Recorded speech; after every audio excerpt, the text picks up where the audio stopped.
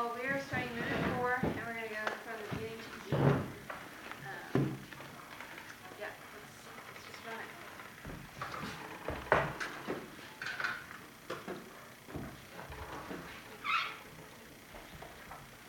I'm going to give you a bar because it's pretty fast. So, go 1, 2, ready, go.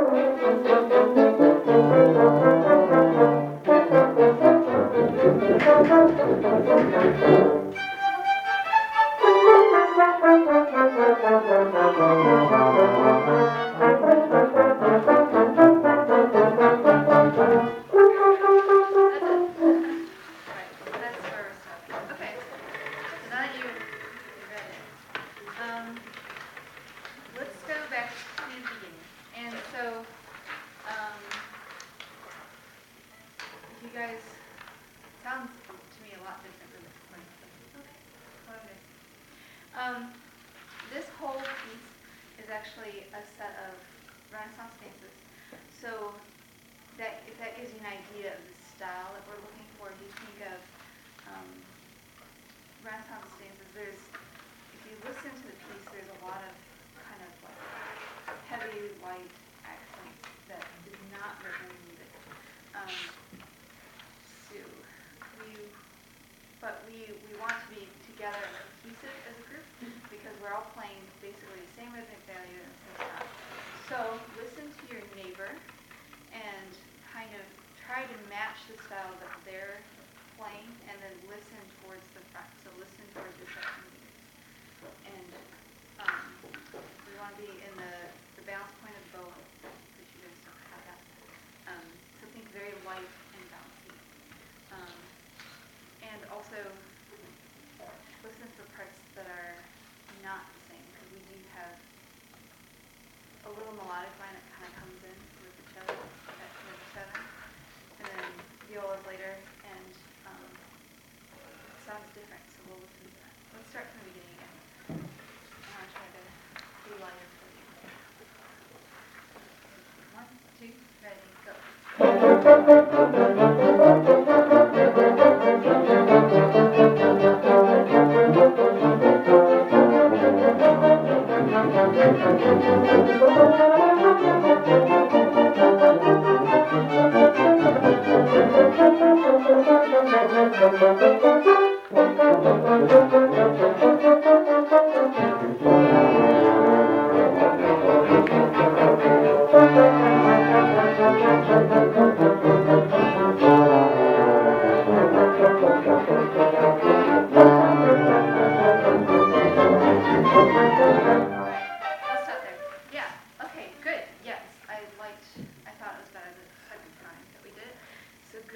And I'm glad that I heard you guys.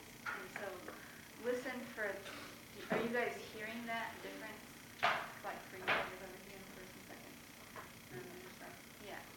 So if you can't, and you're not, listen to that and say, okay, well, they're more important. And that's actually a little bit more marcato, so a little bit stronger, and a difference between the lightness. This piece has a lot of contrast in it, and so the more we exaggerate, the better it's going to sound, and the more we can bring out those differences in color changes. So good. Let's go from rehearsal A. And so we have this little marcato ditty, like this little mood change passed around. And then we are actually together on it. 4 after A, we all kind of become more marcato. And so I will do better to represent that. And then we have these forte and de crescendos with an accent. So we can think of that as just an extended accent at rehearsal B. And so I'll try to bring us back and exaggerate the forte and then come back to more piano. That's at rehearsal B, but that's like 8 bars later. So that it's kind of neat connected. So let's go at rehearsal letter 8. So 1, 2, ready, go.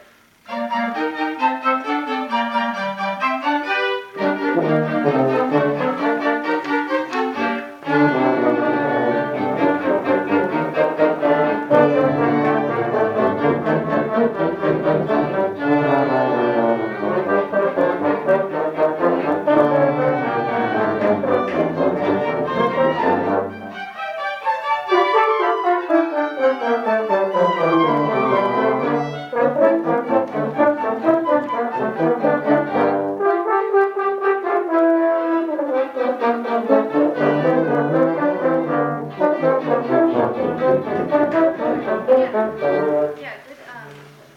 Better at the dynamic change at letter D. Yeah. And so when we get to D, it's kind of like this new idea, and so we definitely like stylistically we want to make that change. And so I think of it as lighter. We have more slurs, so we have definitely a change from this very staccato, bouncy. Kind of like moving together motion to something more, a little more lyrical. So definitely bring that out and think of light and singing and get there. Good. So can we, how about we do A again, just to get that in our brains again, and then we'll move into that and think of that style change when we get to B. So, 1, 2, ready, go.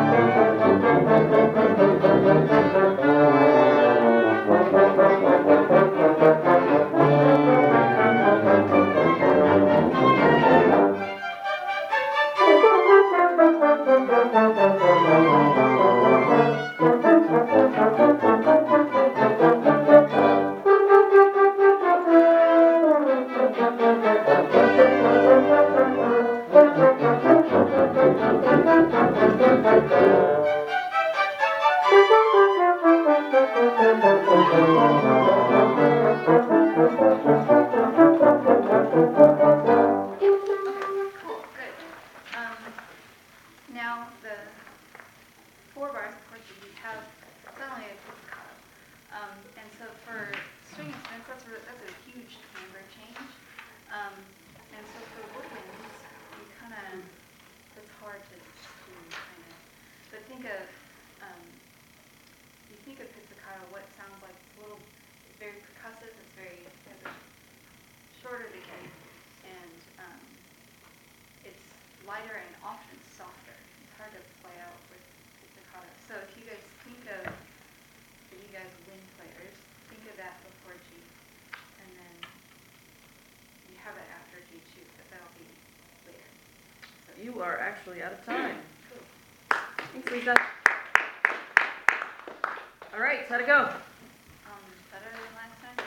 Okay. More specifically, anything particularly good or particularly not working as well as you had hoped? Well, I had more of a plan and more of like what I wanted to do. So I was kind of today maybe it wasn't the best idea, but I was like thinking, okay, let's focus, get into the style of the piece and thinking of like this era and like because there's so many. Most of us all have straight coordinates, and they're all staccato, and so it's one thing to get it together and have the same style. And so I was thinking, okay, we'll do that. I thought what you said about style was really good. I think you need to say it quicker. And be more precise about it. Like just concise, I guess is the word. Be more concise about it, because high school kids won't listen when you talk as much as you did. Okay. So just be like, get in there, get out, be quick with your comments. Okay, what else? Anything else? I think that sometimes my conducting did not reflect what I wanted it to be. I would agree. Your conducting looks very much the same as it has been. Very in the elbow, very bow hand. Okay. So if you're practicing the tapping thing, and you're practicing like the figure 8 thing like we've talked about, and marcato looking different, you'll look different than you look. Okay. Okay? All right. Anything else? Ensemble.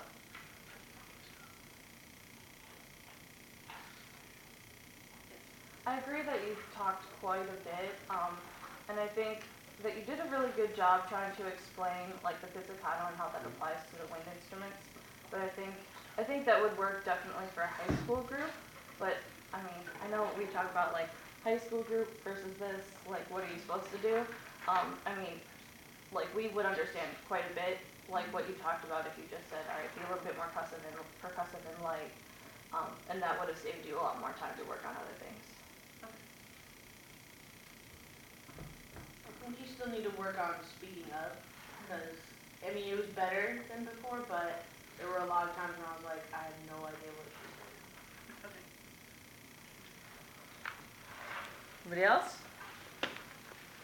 Haley. I thought you were kind of like a follow, especially like when I remember the downbeat, you were doing 2. Yeah. I think I got that all. But there were sometimes you were like right on it, and there were sometimes you weren't. So you just make sure you stay on the beat the whole time. And I don't know if because we were speeding up what you were or what the problem was there. I just sort of snapped up. The very first time you went through, you conducted faster than they played. And they started ignoring you because they protected the organism, which is the sound. They protected the sound and ignored you completely, so you were way ahead of them, and they weren't even looking at you. So see if you can see that on the videotape. Yeah, so that's kind of one thing that Kaylee was talking about, and that's because it's all in your elbow. So there's no sense of like, there's the beat. It's all like somewhere around there is the beat. Okay. It's just really, really hard to follow. Okay, I'm going to ask you a few leading questions. Okay. So you talked about style, which I thought was really, really good. Was the style the most important thing going on when you talked about it? Like the biggest problem that you heard? What was the biggest problem that you heard? People weren't together. Okay. Especially at first, they were like very muddled, and like, I could hear. Why do you think they were muddled? Because I wasn't clear with my conducting. Maybe a little bit, but there's more to it than that. How fast is this? Pretty fast. These are quarter notes. So is there something you could do for them to help them? Because they just couldn't play it. Just take it as slower tempo. There you go. Yeah, because they have no idea what it's supposed to sound like. They're playing rhythms. They're not playing notes. They're just dut, dut, dut. They're just getting through it to the next thing. So if you want them to know what it sounds like, you have to slow it down and give them a chance to do it slowly a couple times so that they get it in their ear. Okay, now I got it, and then gradually speed it up. So I thought the style thing was good, but I think you should have done that in minute 8 instead of minute 2. Okay. Does that make sense? So give them a chance to play it, figure out what it sounds like, get it under their fingers, and then speed it up. Okay? All right, thanks, Lisa.